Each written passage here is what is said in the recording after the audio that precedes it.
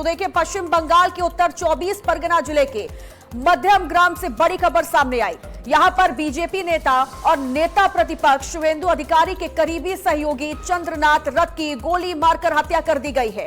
ताजा जानकारी के मुताबिक चंद्रनाथ रथ को चलती गाड़ी रोककर बाइकर ने गोली मारी और सुपारी किलर ने ताबड़तोड़ 10 राउंड फायरिंग की है। चंद्रनाथ रथ के हत्या की जांच एसआईटी को सौंपी गई है। तो वहीं इस हत्याकांड में 3 हिस्ट्री शीटर पूछताछ के लिए हिरासत में लिए गए हैं। आपको बता दें कि हमलावरों ने बीच सड़क गाड़ी रुकवाकर पॉइंट ब्लैंक रेंज से ताबड़तोड़ फायरिंग की। इस हमले में चंद्रनाथ रथ के सीने, पेट और सिर में गोलियां लगी हैं, जिसके बाद उन्हें गंभीर हालत में अस्पताल ले जाया गया।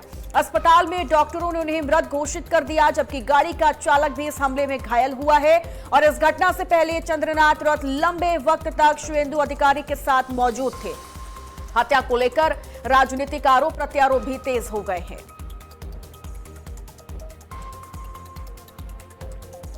तो बंगाल में देखिए, चंद्रनाथ रथ की हत्या का मामला लगातार बढ़ता जा रहा है, जहां पर कुछ बाइक सवार ने गाड़ी रुकवाकर चंद्रनाथ रथ के सीने में, पेट में ताबड़तोड़ 10 राउंड फायरिंग की थी, जिसके बाद उनकी मौत हो गई है। फिलहाल अब 3 हिस्ट्री शीटरों को हिरासत में लिया जा चुका है। तो अब देखिए, इस पूरे मामले की जांच एसआईटी कर रही है और हर एंगल से जांच की जा रही है। पता लगाने की कोशिश की जा रही है कि इसके पीछे किन किन लोगों का हाथ है। लेकिन राजनीतिक तौर पर देखें तो इस वक्त ये मामला लगातार बढ़ता जा रहा है, जहां पर टीएमसी कार्यकर्ताओं को भी घेरने की पूरी कोशिश की जा रही है। तो पश्चिम बंगाल में चुनावी नतीजों के बाद अब लगातार कई ऐसे मामले सामने आए हैं, जिनमें से शुवेंदु अधिकारी के करीबी चंद्रनाथ रथ की गोली मारकर हत्या कर दी गई है। उन पर ताबड़तोड़ फायरिंग की गई और इसके बाद अब एसआईटी को इस पूरी जांच की जिम्मेदारी सौंप दी गई है। एसआईटी हर एंगल से जांच करने में जुटी हुई है। तो पश्चिम बंगाल में चंद्रनाथ रथ की हत्या का मामला लगातार तूल पकड़ता जा रहा है, जहां पर उनकी गाड़ी को कुछ बाइक सवारों ने रोककर बीच सड़क पर ही उन पर 10 राउंड फायरिंग की थी। और बताया जा रहा है कि इस घटना से पहले वो शुवेंदु अधिकारी के साथ मौजूद थे और गाड़ी का चालक भी इस हमले में घायल बताया जा रहा है। और इस घटना से पहले चंद्रनाथ रथ लंबे वक्त तक शुवेंदु अधिकारी के साथ मौजूद थे। इस हत्या को लेकर अब राजनीतिक आरोप प्रत्यारोप भी बहुत ज्यादा तेज हो चुके हैं, जहां पर बीजेपी टीएमसी पर आरोप लगा रही है और अब लगातार जो माहौल है वो तनावपूर्ण भी बनता चला जा रहा है। तो पूरा मामला देखिए, पश्चिम बंगाल से आपको बता रहे हैं, चुनावी नतीजों के बाद, चुनावी महासंग्राम के बाद अब एक तरफ ये मामला रहा है, लेकिन कई ऐसी हिंसाएं की खबर भी देखिए सामने आई है, जहां पर ताबड़तोड़ फायरिंग हुई और कई जगह पर हिंसक रूप और तस्वीरें देखने को मिली हैं। और कई सवाल अब इस पूरे मामले के आने के बाद भी खड़े होने लगे हैं। एक तरफ राजनीतिक तौर पर सियासत बढ़ती जा रही है, तो दूसरी ओर इस वक्त बड़ी जिम्मेदारी एसआईटी को भी दी गई है। फिलहाल 3 हिस्ट्री शीटर को हिरासत में लिया जा चुका है, जिनसे पूछताछ की जा रही है। और एसआईटी अब पूरी जिम्मेदारी के साथ ये पता लगाने की कोशिश में है कि आखिरकार चंद्रनाथ रथ की हत्या क्यों की गई, कौन लोग इसके पीछे शामिल हैं, किन की साजिश रही है और चंद्रनाथ रथ को निशाना आखिरकार क्यों बनाया गया।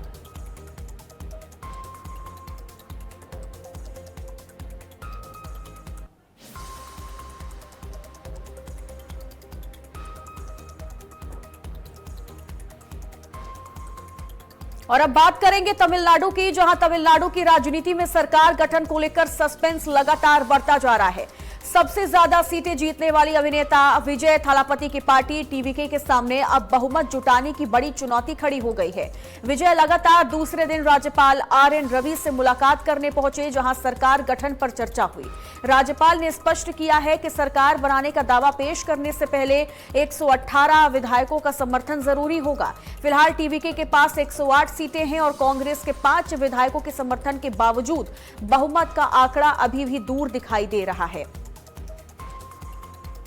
तो तमिलनाडु की सियासत से जुड़ी हुई ये बड़ी खबर आपको बता रहे हैं, जहां पर भारी सीटों को हासिल करने के बाद भी विजय थालापति के सामने अब बड़ी चुनौती है कि वो तमिलनाडु में सरकार कैसे बनाएंगे, क्योंकि कुल 118 विधायक होने चाहिए, लेकिन इस वक्त उनकी पार्टी में टीवीके में 108 विधायक ही हैं और 5 कांग्रेस के विधायकों को मिलाने के बाद भी बहुमत का आंकड़ा पार नहीं हो पा रहा है, जिसके बाद विजय थालापति के सामने परेशानियां हैं। हालांकि दूसरी बार उन्होंने देखिए राज्यपाल से मुलाकात की है और अभी भी तमिलनाडु में सरकार बनाने पर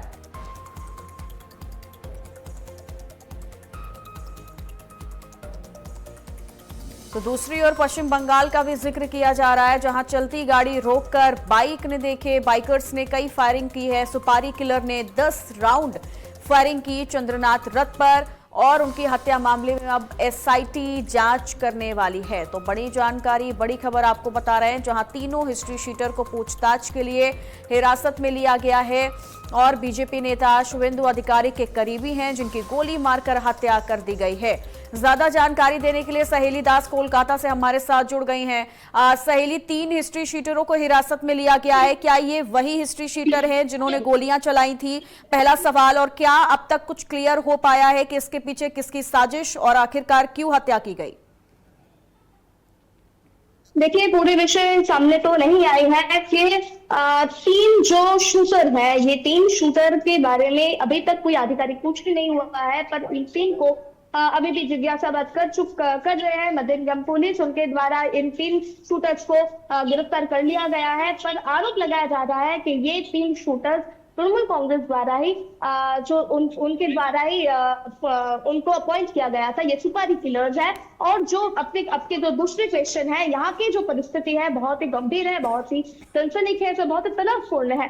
देखिए, मैं जहाँ खड़ी हूँ ये Barasat government medical college and hospital है। इस जगह पे, इसके अंदर जो शुभेंदु अधिकारी के जो पीए है चंद्रनाथ रथ, उनके पोस्टमार्टम हुआ था और यहाँ के पोस्टमार्टम अभी हो चुके हैं और जो बॉडी है वो अभी निकलने वाली है। जो पूरी प्रक्रिया है, पूरी जो प्रोसेस है वो अभी खत्म हो चुके हैं। एक एक करके जो यहाँ पर नेतृत्व है, जो राज्यसभा के सांसद है राहुल सिन्हा, वो निकल चुके हैं। जो शंकुदेव पंडा है वो अभी अंदर है। बहुत शुभेंदु अधिकारी भी अभी तक यहाँ मौजूद है और जो बॉडी है वो अभी चंडी तला उनके जो घर है वहां पर वहां के लिए अभी निकलेंगे और वहां पर उनके अगले जो कार्यक्रम है वहां पर शेषकृत्य संपन्न होगी। पूरे विषय को लेकर जो परिवार है, परिवार ने भी पूरी तरीके से जो तृणमूल कांग्रेस राज्य के जो विपक्षी दल अभी है, जो प्राक्तन जो सरकार है, उनके ऊपर पूरी तरीके से आरोप लगाया है कि आमला जो मतलब प्राक्तन मुख्यमंत्री ममता बनर्जी और अभिषेक बंदोपाध्याय द्वारा इस पूरे कार्यक्रम को रचाया गया है। ऐसा ही पूरी तरीके से भाजपा के जो कार्यकर्ता है, भाजपा के जो सांसद है, एक एक करके उनके द्वारा आरोप लगाया जा रहा है। पूरी तरीके से देखिए माहौल पूरा गंभीर हो गया है। यहाँ की जो तनावपूर्ण सिचुएशन को देखते हुए हम कह सकते हैं एक एक करके जो सांसद, एक एक करके जो विधायक यहाँ पर उपस्थित हो रहे हैं, उनके ऊपर मुख से एक ही बात कह रहे हैं कि पश्चिम बंगाल के नया सरकार गठन होने से पहले ये जो संदेश, ये जो आंधी की संदेश आया है, पूरी तरीके से माहौल को गरमा दिया है। और ऐसी घटना पश्चिम बंगाल में कभी भी नहीं घटा है कि एक पीए को हत्या कर देना। और देखिए, पूरी घटना हम आपको पहले से बताते हैं कि कल रात को वो जब काम से घर लौट रहे थे, एक गाड़ी, एक 4 व्हीलर उनके काम की गाड़ी के सामने आके रुका था और एक एक करके 2 बाइक उनके गाड़ी के सामने आकर उनको घेर लिया गया था, ताकि वो जो गाड़ी शुभेंदु अधिकारी के जो पीए की जो गाड़ी था वो निकल ना पाए। और एक एक करके लगातार फायरिंग, ताबड़तोड़ फायरिंग की गई थी और 2 सीने में गोली मारी गई थी। 2 सीने में गोली लगी थी और सीने में गोली मारने की वजह से घटनास्थल पे ही उनका मौत हो चुका था। ऐसा ही जो विवा सिटी हॉस्पिटल के जो कर्णधार है, उनके हॉस्पिटल के जो डॉक्टर्स है, उनके द्वारा ऐसा ही कहा गया है।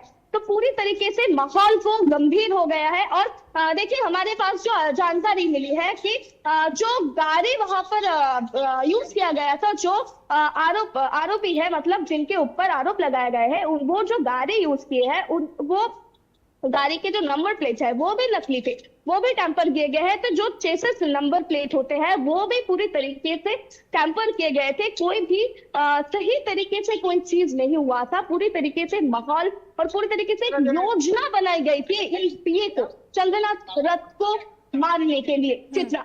ठीक है सहेली, दो चीजें जरूर यहाँ पर नोटिस की जाएगी। पहला, अगर कोई आपसी रंजिश के तौर पर अगर उनके शुभेंदु अधिकारी के पीए की हत्या की गई होती तो ये पूरा का पूरा मामला देखिए अलग ही एंगल पर चला जाएगा। लेकिन अगर ये कोई आपसी रंजिश का मामला नहीं है तो निश्चित तौर पर हम ये कह सकते हैं कि क्या पश्चिम बंगाल में अब स्थिति को कंट्रोल कर पाना मुश्किल हो जाएगा भारतीय जनता पार्टी के लिए भी, क्योंकि अगर जबरदस्ती ऐसा माहौल बनाने की और टारगेट करने की कोशिश की जा रही है पश्चिम बंगाल में, तो निश्चित तौर पर कह सकते हैं कि ये माहौल बहुत ज्यादा टफ होने वाला है बीजेपी के लिए कि कैसे इसे कंट्रोल किया जा सके। देखिए, पश्चिम बंगाल में ऐसी परिस्थिति उत्पन्न होना काफी तरीके से काफी होने वाला है, क्योंकि कल छोड़कर अब परसों दिन ही यहाँ पर पूरी तरीके से नया सरकार बनने जाना है। और उससे पहले ऐसा घटना पूरी काफी आंधीपूर्ण तूफान के आने का ही संदेश देता है। और वो पीए जो भावी मुख्यमंत्री के पदप्रार्थी है, ऐसा ही संभावना जताया जाता है। शुभेंदु अधिकारी जो भावी मुख्यमंत्री के पदप्रार्थी है, ऐसा लिस्ट में उनका नाम है, ऐसा ही हमारे पास जानकारी आया है। और उनके ही पीए का खून हो जाना है पूरी तरीके से माहौल को गंभीर बना देता है। और उनके आरोप लगाया जाता है पूरी तरीके से तृणमूल कांग्रेस के ऊपर। देखिए, हम देखते हैं कि इस्तीफा ना देना एक फैक्टर बना है कि जो प्राक्तन मुख्यमंत्री है ममता बनर्जी, वो इस्तीफा नहीं दे रहे हैं और पूरे माहौल गंभीर हो गया है। और कल रात को ऐसा घटना और पूरी तरीके से माहौल को फिर से एक तूफान आने का संदेश देता है। चित्रा, अब माहौल कैसे स्थितिपूर्ण होता है, माहौल कैसे होगा, ठीक है। अभी देखिए जांच का विषय ये पूरा का पूरा मामला जरूर है। फिलहाल आप सहेली नजर बना करके रखिएगा। शुक्रिया आपका तमाम जानकारी देने के लिए।